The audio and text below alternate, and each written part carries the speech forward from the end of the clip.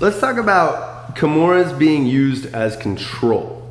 So depending on where I get this initial Kimura, and we could even start it from closed guard, and a lot of times we go here and we get this Kimura and it goes bad for us because he's able to bury his shoulder towards me and I can't get to the hip I want, and he starts working on his pass. Now, as he passes, what I do with this Kimura is important. If I think I can just pull this out and rip a Kimura, I'm probably wrong. What I want to use now is this control back into him to stop his hip moving towards me. Because what Russell wants to do is walk towards my head. But if I have control over his hip and a good post, I can move my own body away from him. And now this Kimura can be a get up, or this Kimura can be around into the back, or all kinds of fun things.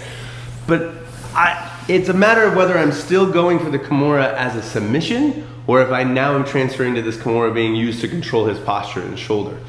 So if I have, say, a half guard, and I've got this Kimura grip, and if I can get to my other hip, this Kimura can be finished, right? If my hip is buried, this Kimura is now used as a control, so I can move my hips.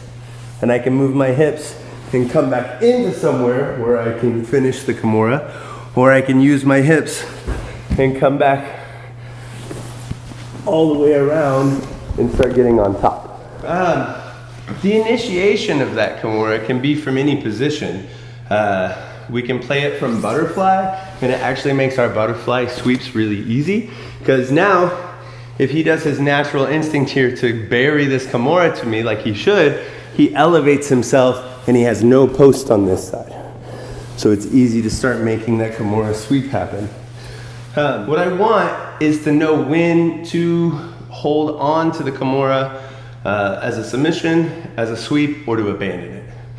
So if I get this Kimura trap going and he fully buries me and he passes my legs, now I'm in pretty good trouble.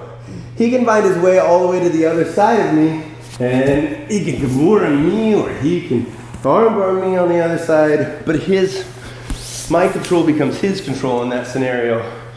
So the real question is, can I keep moving my hips? If I can keep moving my hips, then it's worth holding on to this grip.